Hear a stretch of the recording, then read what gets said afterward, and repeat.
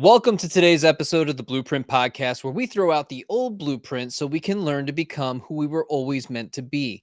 I'm your host, Jason Smith. If you haven't already, make sure you click the subscribe button and share the podcast with your friends on social media and tag me in it at jbirdfit. Today, I have a very special guest for you, Esin Pinarli. Essen is a holistic psychotherapist, wellness and lifestyle coach, and founder of Eternal Wellness Counseling. Essen, thank you for taking the time to be on the show. I'm really glad you're here to share your knowledge and experience with the Blueprint audience. Can you share a little bit about your background, experience, and who you help, as well as what is your mission and vision with Eternal Wellness Counseling and your presence on social media? It's really nice to be here. Thank you for having me, Jason. I've been in the substance abuse treatment industry for about 14 years, and I've worked in inpatient primary substance abuse care. I've worked in a detox level of care, and I was a clinical director at an IOP. And what I found is that there was a lot of missing pieces in terms of treating people with substance abuse. What I found was that places were dual diagnosis, which means you treat mental health as well as addiction. But as we know, it is not just the addiction, we're self-medicating with a substance. And so I would find that all the places that I worked at were kind of like factories on some level, where people weren't really getting the mental health help. And I felt like I wasn't being sort of used to my capacity.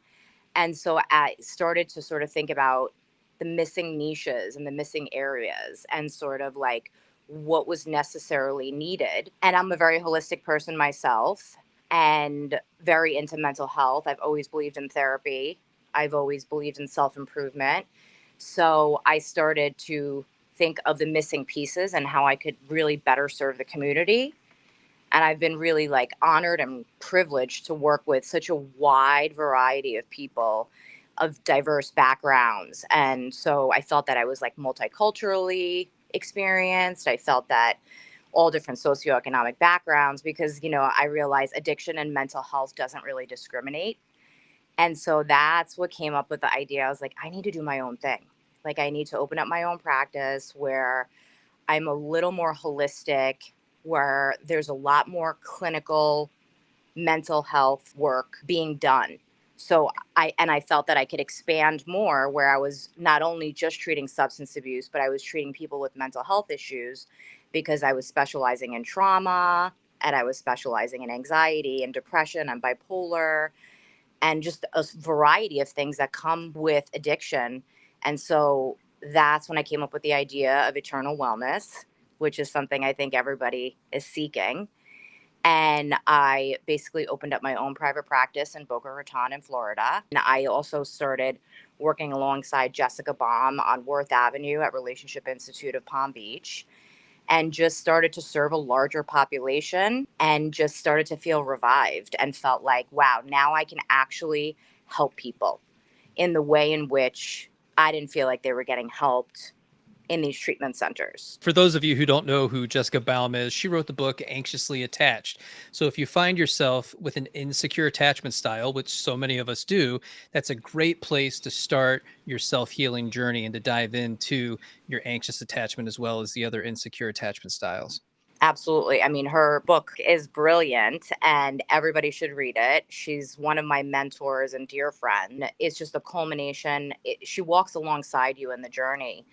And I also identify with being anxiously attached. Both of us are really, really interested in attachment theory, attachment styles, and both trained in Imago, which really works on childhood and gives couples and individuals an opportunity to heal childhood wounds, childhood stories that basically lead to your attachment style.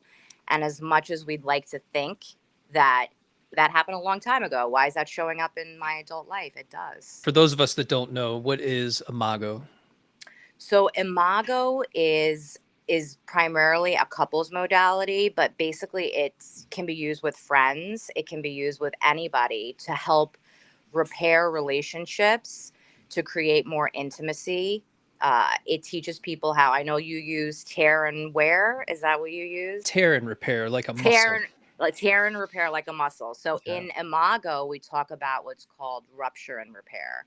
And so what that means is that if there is an argument or a couple is really struggling to get along, because what's really happening is they're hitting each other's stuff and they are reacting in that moment to the partner as if they were experiencing whatever trauma or pain or insecurity that they experienced maybe at 6 years old. And most of the time, it's like this, not all, but most of the time, it roots back to something that existed inside of them way before they got in that relationship. And the relationship is just a mirror that's highlighting. And so imago stands for, in Latin, the image of unconscious love, which means basically, what is your image of what you think love should look like? And so we often in imago come from a very relational attachment style framework where it's a dialogical process that helps people to restore intimacy, create more connection in the space in between. And it's this premise that you get wounded in relationship and that you can heal in relationship. Well, they always say we do our best healing in relationship with another. And it's because we do bump up against each other's stuff. And a lot of times, what we're experiencing when somebody bumps up to our stuff and we react in a certain way, like you said, you're responding from the emotional age from which these things occurred. So you can feel safe and secure in all your different relationships. But in this particular relationship that's bumping up against your stuff, it brings out this other version of you that's still very much inside of you that we tend to ignore or push down or push away because it's too much for us to actually go there with ourselves and to allow ourselves to experience those emotions. You're absolutely right. And I have a lot of people that come to me and they come and they're like, I'm an anxious attachment style. I watched a video on TikTok and I identified myself and I took, and I'm grateful for TikTok and all these coaches that have come on. There's just such a larger mental health platform. And I think there's a place for everybody. I think it's important for people to get educated about it. Here's an interesting thing with attachment styles and what I see is we try to use attachment styles as a means of understanding the other person. So if somebody has an anxious attachment style, they're looking at the avoidant. Well, what are they thinking? What are they doing? What can I do to try and manage this situation? And what the anxious attacher has to realize in that moment is that you learn about attachment styles to help you understand yourself and to navigate your own thoughts, feelings, and emotions. It's not necessarily to try and fix, change, or manipulate the other person, because that's very much what you're trying to do, when really you have to start looking inside yourself and what you're actually experiencing and begin to touch those wounds. Absolutely. I mean, I think it's a wonderful opportunity to look at your partner as one of your greatest teachers, that they're bringing up things inside of you that already exist. And of course, there's different relationships where if there's actual abuse in the relationship and there is, physical violence or verbal violence and things like that, it's a little bit different. But when it comes to, interpersonal effectiveness and attachment in terms of relational trauma and attachment, that really comes up the most in romantic relationships. And so what happens, I think, a lot with people is that they either think they're not a good match with that person or they end up in this anxious avoidant dance. And a lot of people, why would these two attachment styles be drawn to each other? And the reason that they're drawn to each other is that they have the same wounding. They're both insecure attachment styles, which means they both have the same. So the anxious attachment is afraid of abandonment consciously, but subconsciously, they're afraid of intimacy. Then the inverse is that the avoidant attachment style is afraid consciously of intimacy, but subconsciously they're afraid of abandonment. So it's inverse. And then that's why they're drawn to each other. And so you have this sort of anxious attachments tend to be a little bit more nurturing and warm and expressive and really kind of open with their feelings. And the avoidant is drawn to that, oftentimes thinking, I want some of that, sort of a nurturing caretaker. And so Yeah, they admire that in the other person because it's a skill that they lack physically, mentally, or emotionally. and it feels like they are witnessing somebody who's in touch with their feelings and who can Yes. express their feelings. And avoidants are often disconnected from their own emotions. and unable to identify what they're feeling, or they run away from anything too overwhelming. And so they're drawn to that. And then the anxious is drawn to the avoidant because they appear stoic and they appear sort of calm and even keeled. And it appears to them as emotional self regulation.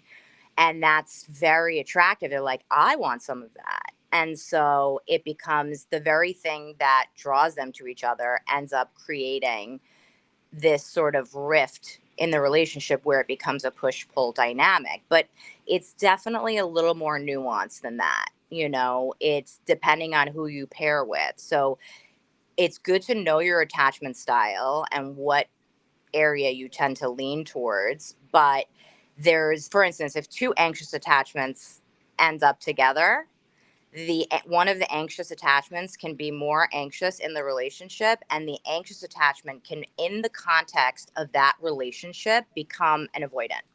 Right. And so it really depends on who you pair with. And then if you have two avoidant attachment styles, and you know, the thing with attachment styles is just really understanding, oh, this is where it came from. This is how I attach to my primary caregivers. This makes a lot of sense why I would show up like this in romantic relationships. Now I understand that it existed inside of me, and my partner is just a mirror to help me see the unhealed parts of me. Instead of projecting what I want them to do to meet my needs, the goal of the anxious attachment would be, how do I self-soothe? How do I learn more emotional self-regulation? How do I change my relationship with myself so that I could understand that I don't need to be rescued, or I don't need to be so hyper vigilant about what my partner is doing? And oftentimes, anxious attachment is called anxious preoccupied because they become preoccupied with their partner, where they're thinking about them all the time. They're wondering when they're going to text. If they text, did their tone change?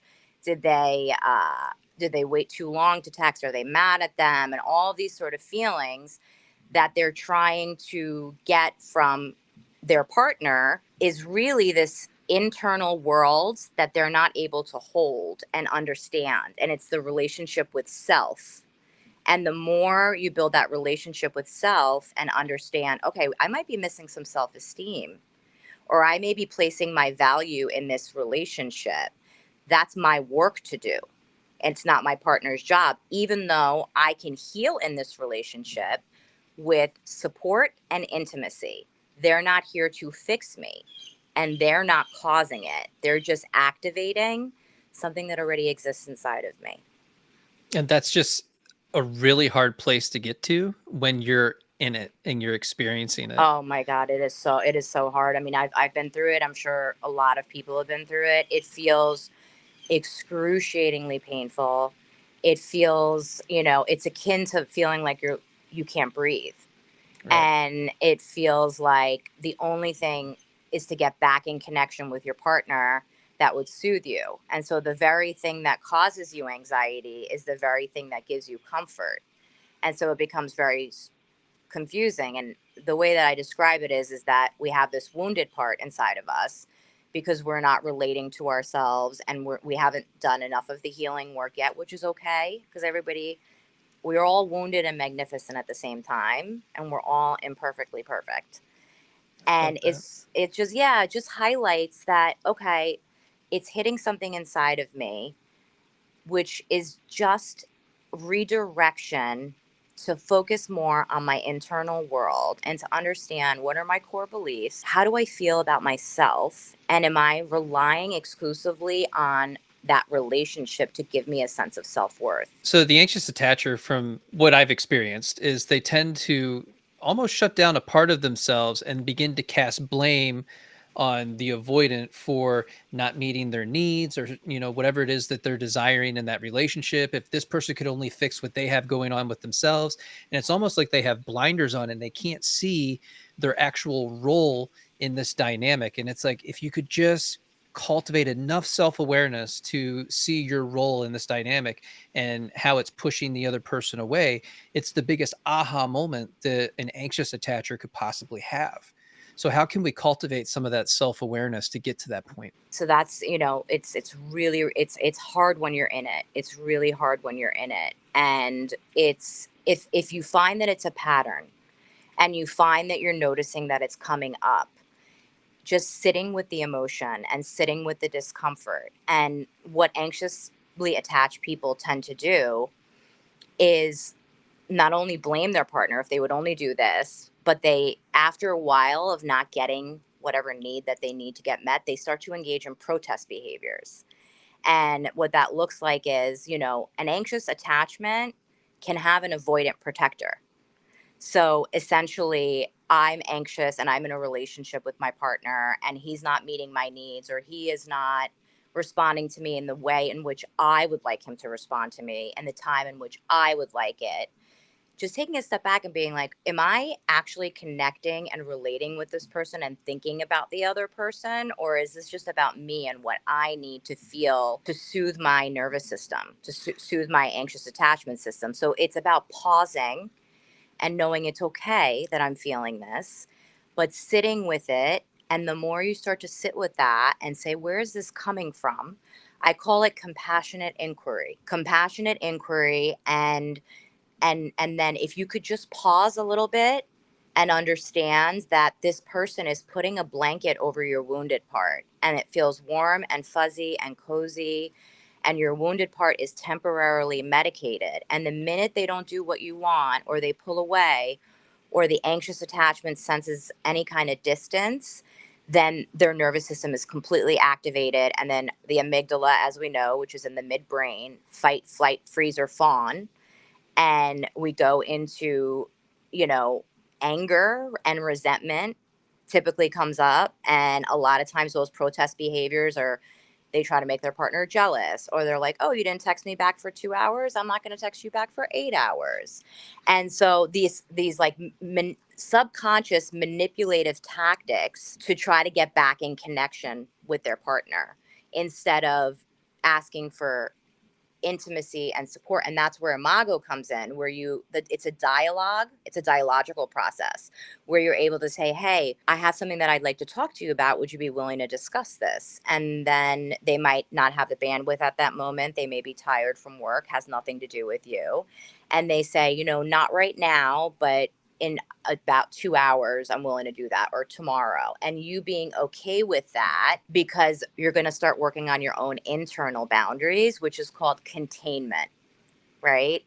How do I contain, self-soothe, and learn that I asked for what I needed, but I wasn't manipulative about it. I was able to say, would you be willing to talk about a topic that's really important to me?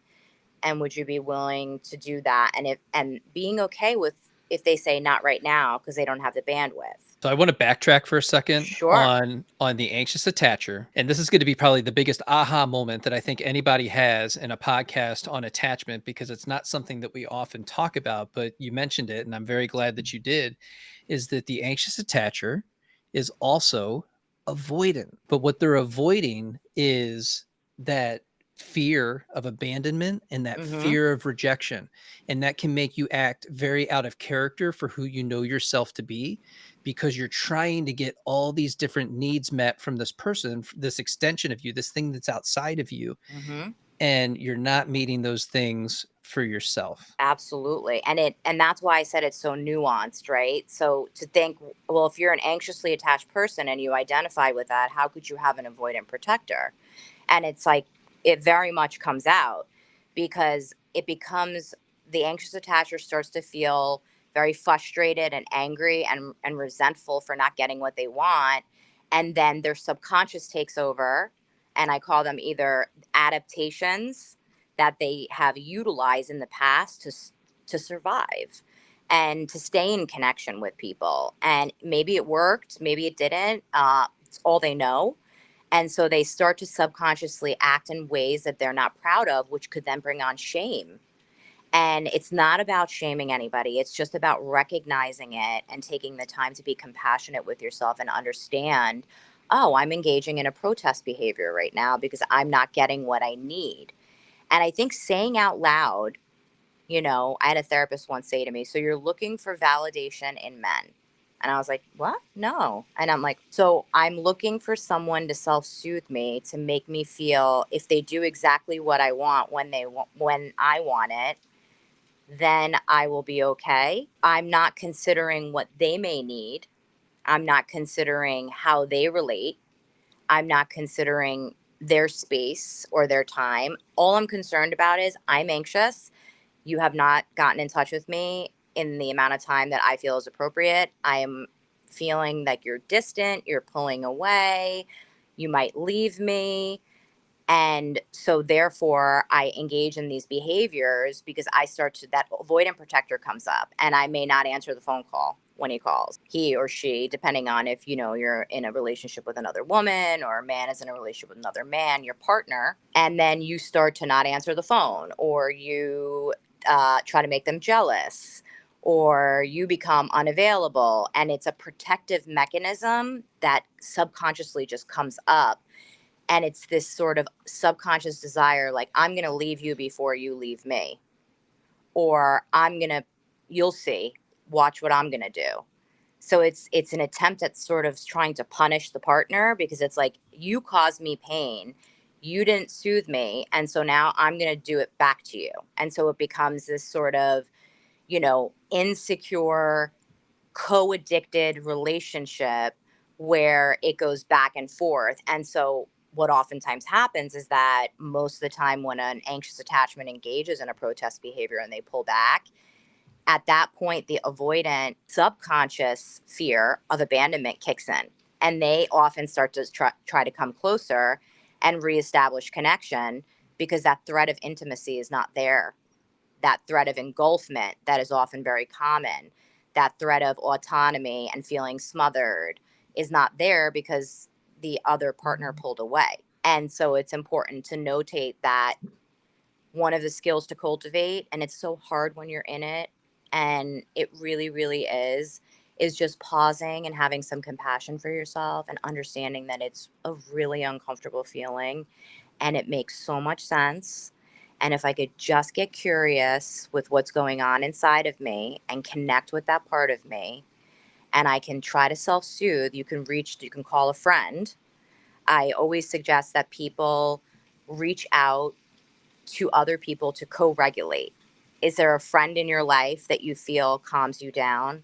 Is there somebody that you could talk to, and sort of building that support system around you of people that co-regulate you, which means their nervous system relaxes your nervous system, or you reach out to them to feel, and I call that earned security. And you can get that earned security only when you start to pause and look inward, only when you have compassionate self-inquiry. And then that could be with a therapist. You could build a relationship with a therapist that you feel that you could create a secure attachment with, and you can earn your security.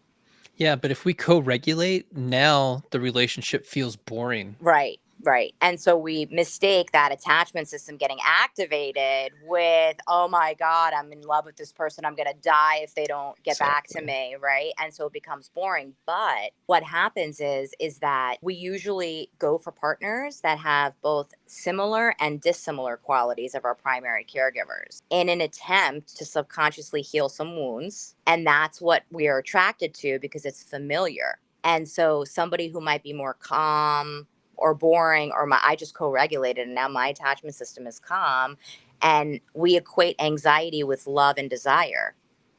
And that's not necessarily the case. And so you're not expected to do that or feel that right away. But if you allow yourself some time and space to have some compassionate self-inquiry and to say, what am I feeling right now?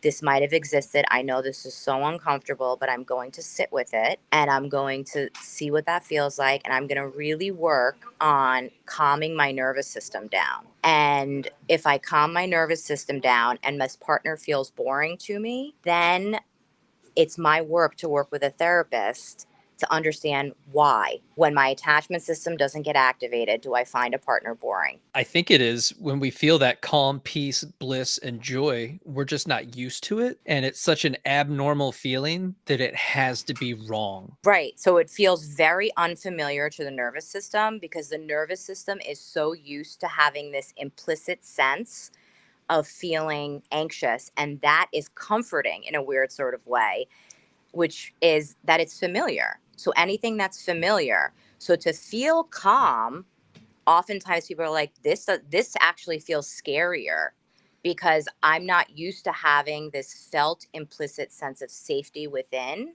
And I'm starting to cultivate it, which is equating to boredom. And therefore, it's actually making me maybe more anxious, even though I might be bored, because it's not familiar to my nervous system yet. Well, it can also touch into your worthiness wounding. So let's say you have a job and it's the most secure job that you've ever had in your life, and things are going really well. You've got benefits and health insurance, and you've got a solid paycheck, and all these things are coming in.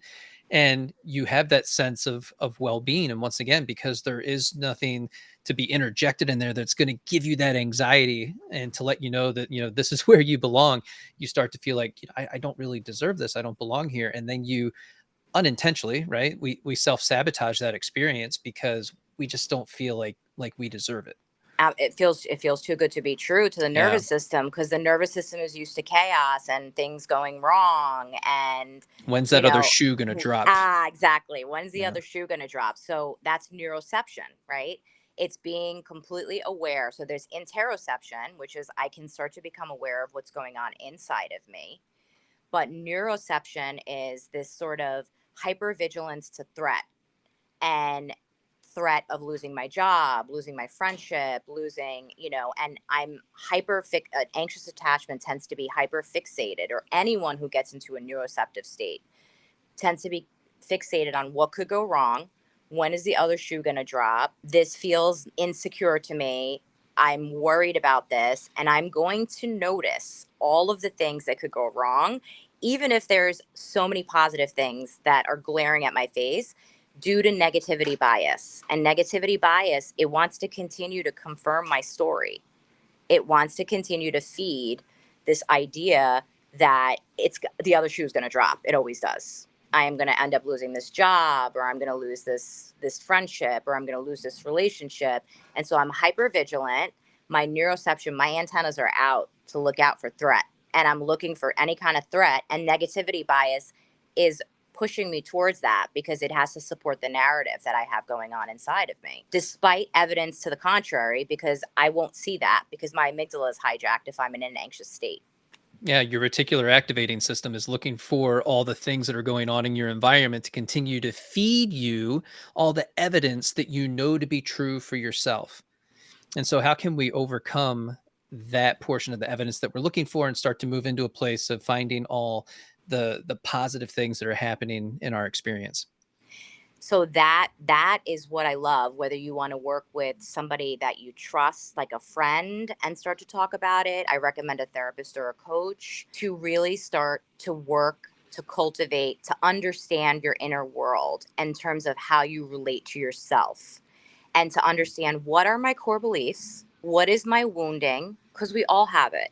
We all have it. And what is my story? What's the story that I tell myself about myself? Do I say that I'm not good enough? Do I say that I need somebody else in order to feel good enough? That I will only be worthy if somebody wants to partner with me. I will only be worthy if I have a good high paying job. I will only be worthy if I get chosen.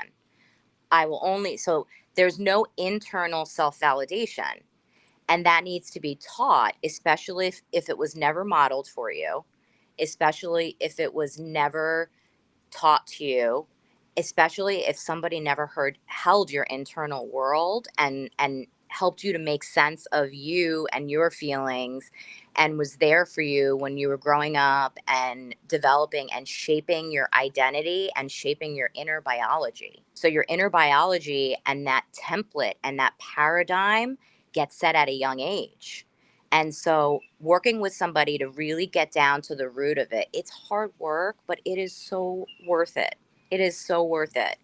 It's worth it because you are worth it. You just have to believe that you are.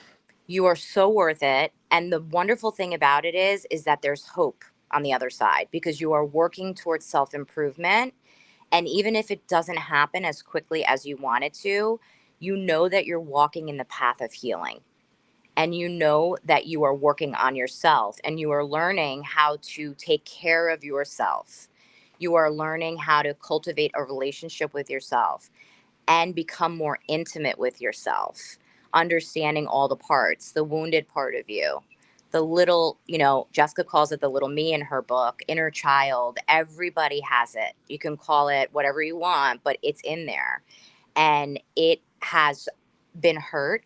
And there is pain stories there that have created what I call magical thinking. And the idea of that is that when we're young, we have this thinking that is very egocentric and we think everything is about us.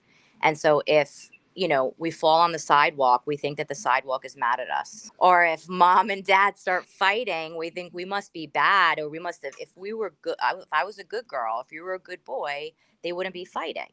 If mom and dad get divorced, if there's abuse, if there isn't connection and attunement, we start to think that it means something about us. And that is developmental shame. And that's not ours. That's just a story. And being with a safe person to unpack that with slowly, to slow unfolding, is one of the greatest gifts that you can give yourself. It's really hard, but it's really worth it. Absolutely is. And what that brings up for me is that the inner child actually has the power to stop and block you from receiving what's actually meant for you, because it wants to protect you so badly and to keep you safe that you actually kind of shut yourself off to, having these other experiences that are meant for you. And it's a shame when that happens, because so many good things have come your way. And if you think back on it, how many no's have you given when you actually wanted to say yes?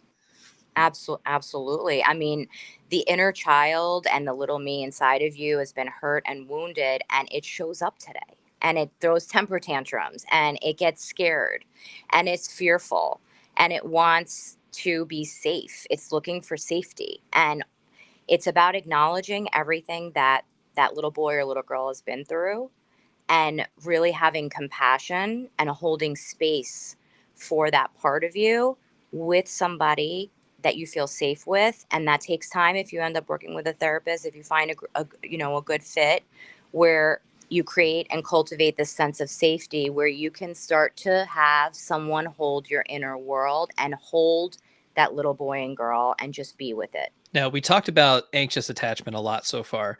If we don't touch on the avoidant, I know a lot of people are going to be super disappointed. So For sure. tell us a little bit about the avoidant, how they come to be, and what the origin story is for that insecure attachment style.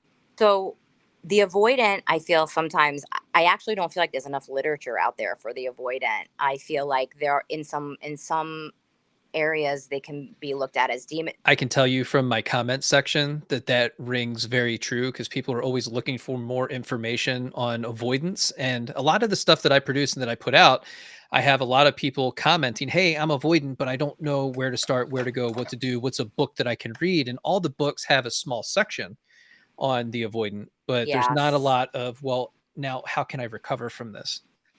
Absolutely. And I think that there's a couple of books that I'll recommend in a little bit, but I think that an insecure attachment style, it's also an insecure attachment style. It just manifests differently, and it looks like they don't care. And it seems like, the anxious attachments engage in what's called protest behaviors, and the avoidance attack, you know, in what's called they engage in what's called deactivating strategies. And so what happens is that either it's one of the two. Either they were enmeshed with a primary caregiver when they were younger and there was no space where they had to be the adult and a parent depended on them. Say, for instance, the mother's husband left, and then the mother became so dependent on the male son, let's just say, and he had to take care of her, and he felt engulfed and he felt smothered, and he wasn't able to be a child. And he equates intimacy and closeness and connection with engulfment. Or it could be, because they always say it's the anxious, but the avoidant also experiences abandonment and Isolation. isolation, Yeah. abandonment, lack of connection and attunement, inconsistent lack of connection, meaning mom is there sometimes and then she's not. Dad is there sometimes and then he's not. Or And so there's that can look like, if you're a child, being left alone to play by yourself. So you find yourself kind of in your head playing with your toys, and there's not a lot of direct interaction. So some of these things on the outside looking in look very benign, right? But how the child actually receives that makes all the difference in the world. Absolutely. And in that moment, that child feels abandoned, neglected, feels like nobody is holding space for what they're going through. No one is asking them how they feel. No one is there for them. And they sort of feel like, you know what? No one's going to take care of me. I'm going to have to do it myself. So they learn to rely on themselves and become independent and autonomous, and they have more agency. Like, well, if no one's going to take care of me, so I have to take care of myself. And so they develop this sort of hyper independence where it, the goal is interdependence in a relationship, and I could talk about that, but they end up developing this hyper independence where they become super proficient at being on their own and super proficient at, they're used to being on their own. And the way that they've learned to soothe themselves has been alone. So it makes sense that when they get activated in the context of a romantic relationship, that they would pull away in order to soothe their nervous system, because they were left alone a lot. They were neglected or abandoned. And if they were enmeshed, they were still neglected and abandoned, because the enmeshment didn't create any room for them to be a child, and it didn't create any room for their emotions and their world to be held. It was all about the caregiver and their world and what they experienced and what they needed. And so they go through a lot, avoidant attachments. They feel just as activated and just as anxious. Their behaviors seem uncaring. Their behaviors are that of withdrawal, but they're really pulling away to calm their attachment system down, where an anxious attachment needs to reconnect and needs connection to soothe their attachment system. But the avoidants have learned that if they need to do it on their own, they need to take the space and they need to pull away in order to relax their nervous system, because they're also anxious, but they're very, very good at acting like they're not. They're very, very good at disconnecting and compartmentalizing and acting like it doesn't bother them. But there's a lot going on internally. It's difficult to understand because it feels like really hurtful behavior. It feels like, they're pulling away. It feels like they're not giving the love that the anxious attachment wants, or even a secure attachment. Because if a secure attachment pairs with an avoidant attachment, the secure attachment can become anxious if the avoidant pulls away enough and utilizes the deactivating strategies. And what the deactivating strategies that the avoidant uses is to keep distance between them and their partner, to keep them at an arm's length, and to make sure that they don't get too emotionally intimate, because that will activate their nervous system and they will start to feel engulfed and they will start to feel smothered. Not because of their partner, because of what exists inside of them already, because of their own template, their own paradigm of what they experienced when they were younger. And so they need to pull away in order to relax their nervous system. And it seems like it's uncaring and it's unkind. And I think the way that an avoidant also can work with a therapist to start to become more aware of what's going on in their internal world and more aware of connecting with their feelings instead of disconnecting or disassociating or running, right? Running away, catching a flight, getting away from the situation, where they can learn how to cultivate containment as well. Taking vacations alone. Right. Running, catching flights, not feelings. Yeah. That's definitely an avoidant, for a poster child for an avoidant. And it's just, what are they running away from? Is their internal discomfort and the emotions that are being activated. They're also activated and anxious. They just show it differently. And it seems like people get demonized for being avoidant. They're still and have fear of abandonment subconsciously. And they have a fear of intimacy. But the irony is that the anxious attachments have a subconscious fear of intimacy. So it seems like they're pushing and pushing for connection, but they're pushing for enmeshment, not necessarily full connection. Because healthy connection is interdependency. And so I think that's the difference in having a little more compassion for that attachment style and understanding that they're in a lot of pain too. It just shows up differently. And then just real quickly, what does interdependence actually look like? So I would say it's like a three things. I would say society is all about be independent, and they glamorize it. Independence is the key, and be as independent as you can. And people take it to a whole nother level, especially people who tend to lean towards the avoidant attachment style. They become hyper independent. And that puts up walls when you become hyper independent. And so the walls create distance, and that's exactly what they want.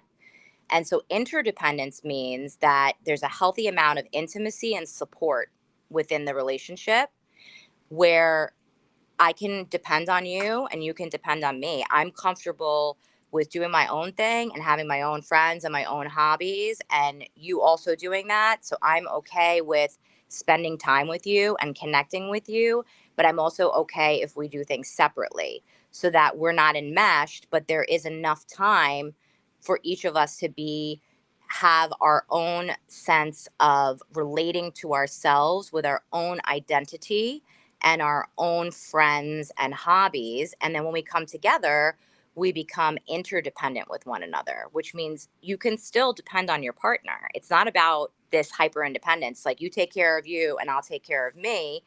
That's not realistic. The point of being in a relationship, and we're wired for connection, is to be in healthy interdependency, which is having intimacy and support, and it's about communicating, and it's about being okay with somebody's boundaries and not taking it personal, understanding that. At the end of the day, it's allowing your partner to go out and to continue to be themselves, to live their life, to do their thing, to be the whole person that they already are, because we don't complete each other. We're not the other half of somebody. We are two whole people that are coming together in relationship with one another, but then recognizing that I can leave and we can come back, and I know that you have my back, I have your back, and we didn't do anything nefarious to ruin the relationship for the 12 hours that we were apart for the day, and that we can come back at the end of the day and connect and co-regulate and create that intimacy with one another.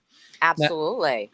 now with the avoidant, people are always looking for different tools to heal an avoidant attachment style, but we know that that starts with co-regulating with others.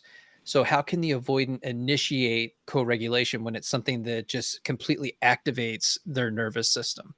Yeah. So it's about seeing, first of all, scanning to see if in their support group they have anybody that they feel comfortable enough with, and see if it's a friend, a family member. I would start there to see if they have enough, and sort of start practicing with leaning in on them and starting to open up little by little to sort of be able to depend on them, and sort of cultivating these relationships little by little. If they don't, because some avoidants tend to have less friends and less, a little bit of a smaller world, not all, but some, seeking out a therapist is so beneficial. And I know it's so, so hard.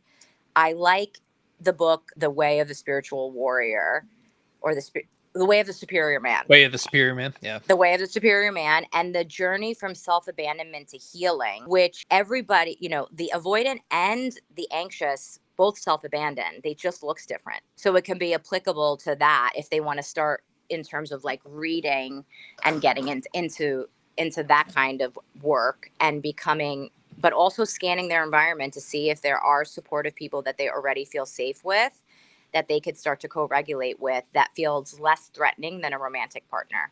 Now, very unintentionally, and I want to direct this back to eternal wellness counseling. What are some of the maladaptive coping mechanisms that might be introduced into somebody's life because of an insecure attachment style? A lot. Codependency comes up a lot, and people pleasing, avoidance can people please also. People please just to avoid the situation, but not really telling you what's going on internally in their world. And people pleasing in a way where they are like, yeah, I'm fine. They're not really discussing what's going on.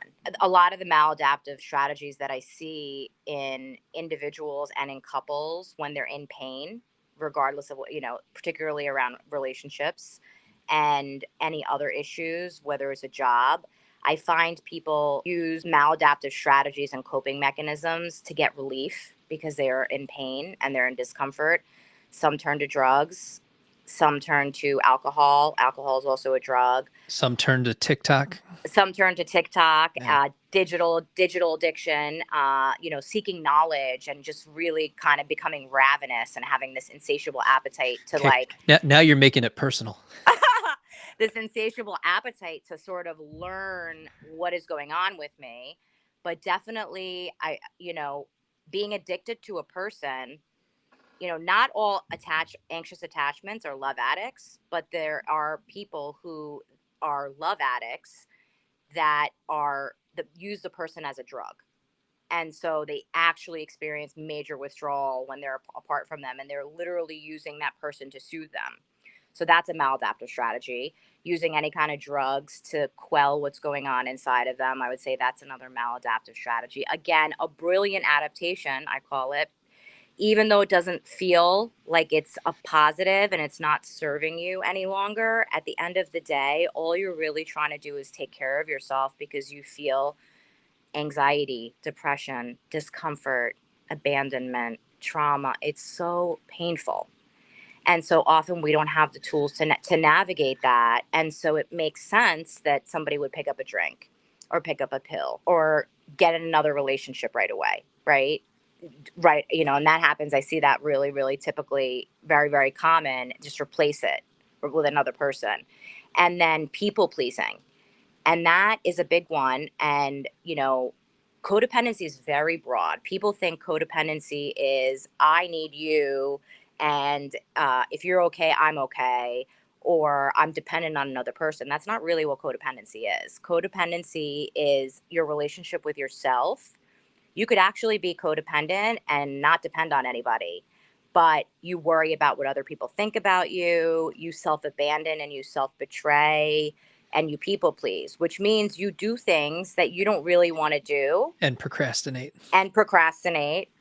And you do things that you don't really want to do in order not to lose connection, whether that's a friend. It might not even be a romantic relationship. I know a lot of codependents that are not love addicts.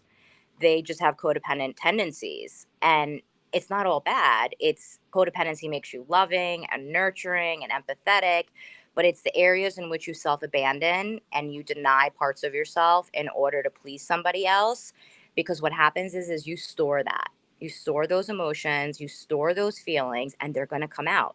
They're going to come out in another maladaptive way. And at the worst time possible. At the worst inopportune times where you least expect it, and you're like, where did that come from? And it's because I say you're eating your feelings, something they can control, right? They feel so out of control in their world, and their inner world feels so unmanageable that they feel control is what I put in my body and what I don't put in my body. Or people end up starting to gamble, which gives them a dopamine hit and basically is creating an illusionary cloak over the pain and is essentially numbing and self-medicating what they're feeling. And then sex addiction, that's another common one, to try to get validation from somebody else. It's definitely behaviorally too. It's not necessarily just in addictions. It's in people pleasing. It's in doing things you don't want to do, not having boundaries, not saying no when you want to say no. Saying yes when you don't want to say yes, and just sort of giving up parts of yourself in order to fit in or to please somebody or to stay in connection. What does it mean to be sober curious? So that's a really, really good question. I would say in the last couple of years, alcohol's reputation is crumbling. And what I'm finding is that more and more people are choosing to, dry January. I'm going to stop drinking. I'm hearing from a lot of friends, like, I got to stop. This is taking a toll on my body. I can't get up.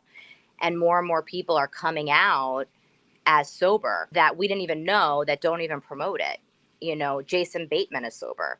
I didn't even know he was sober, like, at all. Will Arnett, John Mayer is sober, Bradley Cooper. And so Drew Barrymore recently talked about how she has stopped drinking, and I can go on. And that's what I found. A lot of my friends or, clients that have come to me are interested in getting more in touch with themselves and doing some inner work.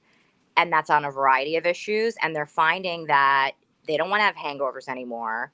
They want a healthier lifestyle. It doesn't really fit in with their lifestyle any longer. And what happens is that, more and more studies are coming out showing that alcohol particularly is a toxin to the body. And so it's a depressant, and anything that depresses your central nervous system and plays with your chemicals and your neurotransmitters like your dopamine and your serotonin and your GABA, particularly your GABA levels, which is the calming neurotransmitter, is going to the next day be depleted, and you're going to feel more anxious and more depressed and end up eating, you're going to end up craving, unhealthy food. And if you're trying to be healthier and you're trying to implement a healthier lifestyle, it starts to sabotage some of the goals that you want, and you can't be clear, you feel foggy. The hangovers last longer as you get older. The body doesn't recuperate in the same way. It certainly feels that way, but for so many of us, we get into this place where you may have a job or a certain role that you perform that's, high stress, high demand,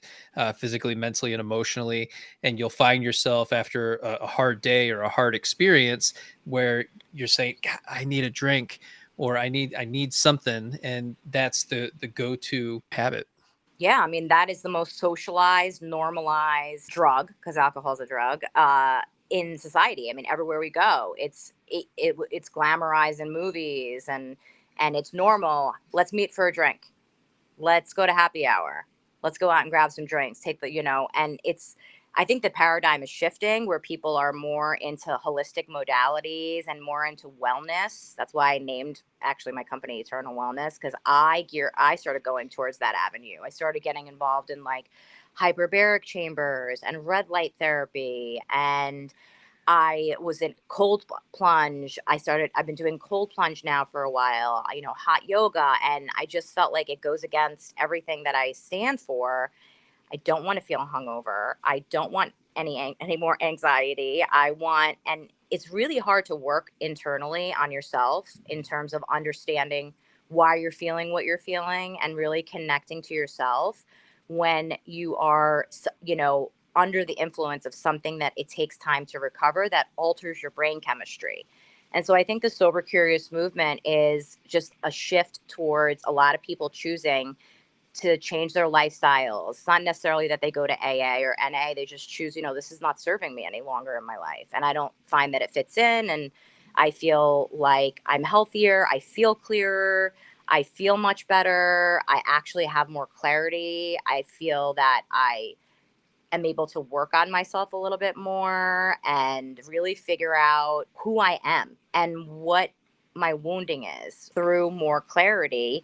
And it's difficult to have clarity when you are constantly putting something in your body that's altering your brain chemistry and your perception. And so I think that's the sober curious movement. I think it's Hollywood. It's taken Hollywood by storm. It's like becoming a norm now. I can say for myself, it also, staying away from it has been one of those things where the rumination and the anxious overthinking that would keep you up at night, it just doesn't exist anymore. Now, it's not just that one thing, right? It's the combination of all the things that we're doing.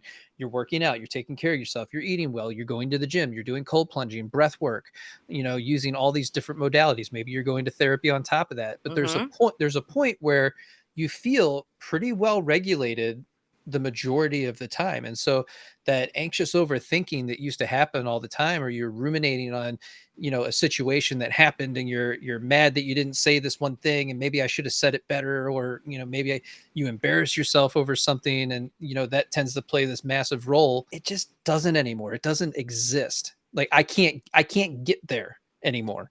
Because your chemicals are so much more balanced when you're It's like, not putting yes. when you don't put alcohol and drugs into your system. Your body is so resilient. Your body is knows how to heal itself. And so if you're synthetically altering your brain chemistry, you're essentially putting in synthetic dopamine, synthetic GABA, synthetic, and your body stops producing it for a little while because it actually thinks it has too much. And so it takes a little bit of time for it to catch up and be like, oh, we don't have enough dopamine. And your body starts to, because your body has this amazing innate ability to heal itself. I mean, you witness it when you get a scratch on your arm.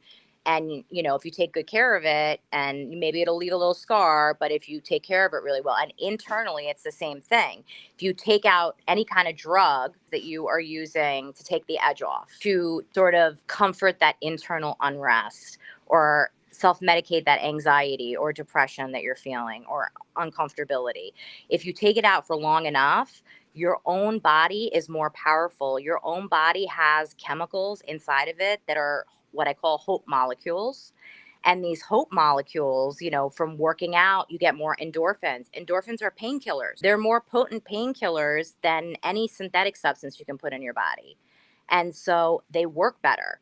And if you continue to live that lifestyle and you get a real taste of it, you don't want to go back. And so people are taking some time off from these things and finding their life is getting better. They're becoming more productive. They feel clearer. They're having less anxiety. And it makes sense that you would have less anxiety because any depressant is going to give you anxiety when it wears off. Here's a really good question. Is social drinking okay, or do I have a problem, and when do we know? It's a really good question.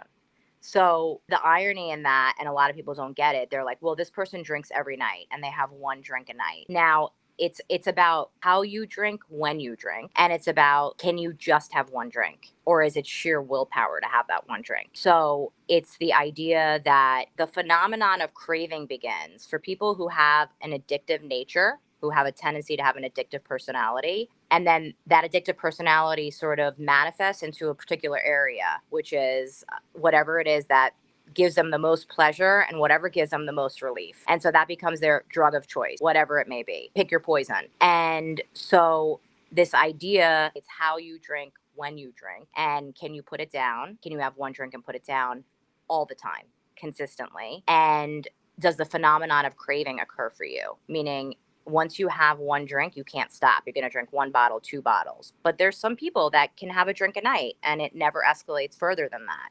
And there is no phenomenon of craving. So the idea is, you have an addictive personality. Do you get a mental obsession and a physical obsession with the next time you want to use that, whatever it is that you did? That's the difference. The best example I would give, I would say, is, imagine two people getting in a car accident and they go to the hospital and they both have severe injuries and they're given, the protocol in order to heal them effectively. Then they have to get detoxed off of that medication, because whether you're an addict or not, whether you have an addictive personality or not, that's addictive. They're addictive substances. So you detox off of that. Both of them get discharged. One can't stop thinking about the morphine and the Demerol and the painkiller, and they just want more and more of it. It's a mental obsession. The other one is like not even thinking about it. They're just like, thank God I healed. And that was what I needed to have while I was in there for the pain and for the injury that was appropriate. And so that addictive mindset, that addictive personality, it's about knowing yourself. It's about knowing how you drink when you drink. If you can have a couple of drinks and you don't have any negative consequences, and you're able to not really feel anxious, it doesn't really interrupt your life, you don't really have any negative consequences, it's not frequent, then that's for you to decide. There's a lot of tests online. I do screening tools with my clients to sort of kind of go over that and decide how they feel. Is it having negative consequences? How do you drink when you drink? What are your patterns? Does the phenomenon of craving begin when you begin, the manifestation of the allergy, or can you put it down? Can you take it or leave it? Because there's people at certain times in their life when they're going through something, they can drink excessively or use drugs, but then they can just put it down. They were just literally using it to self-medicate during a particular time. And when their pain, it was situational. And when their pain lessened, they were able to just put it down. So that's what separates someone. A person with the addictive personality would not be able to put it down. It starts to become progressive and it becomes worse and worse. And the hangovers become worse. And it's a mental obsession coupled with a physical allergy. Yeah, there's a difference. And it's hard because you can be a problem drinker and a problem user for a period of time and still not be an alcoholic. It's so interesting to think about it that way. Yep. It's about if you could take it or leave it. That inability, when you are powerless over, you have no choice any longer. You can't not use that substance or that drug of choice because you have a mental obsession with it. That's when it's a problem. It's so interesting because a lot of times what we'll say is, well, I can quit anytime. But can you? Have you tried? And have you been successful? So a lot of people can stop, but a lot of people can't stay stopped. So a lot of people will stop to make a point to themselves to prove that they can stop, and then only to pick up again. So why are you starting again? Because they end up putting an arbitrary date on, I'll do this for 30 days, 60 days, 90 days, 6 months, right? But they know that at the end of that 6 months, they can go right back to it. Right. So that's a warning sign. And that doesn't take care of the craving mechanism that's still inside of you. You're still experiencing that. And during that time period, you may find yourself doing other things to compensate. And that's what often happens is people cross addict. They start smoking pot, or they say, oh, pot's not a big deal. It's legal, or they start, gambling, or they start having more sex and they're more promiscuous, whatever it is. Because if they have that addictive nature, it's going to manifest in some area. It's like that whack-a-mole game. You whack one thing down, another thing is going to pop up. You whack one thing down, and that's just how it works. And it's just about knowing, do I have an addictive personality? Because you know yourself, and getting to know yourself. And does it serve me? Is it serving my life? Is it enhancing the quality of my life? Is it helping me improve and become a better version of myself? Is it adding to my life? Or is it taking away from my life and I'm having negative consequences, and I'm rationalizing and basically just giving it a time frame that I'm going to stop so I could prove to myself that I could do it. Look, I'm not an alcoholic. And then I pick back up again. And that is such an individualized thing that you have to really know yourself and really understand your patterns and work with somebody and, take a screening tool and understand if you do have an addictive personality, because it's in your best interest to know if it serves you or not. Wow.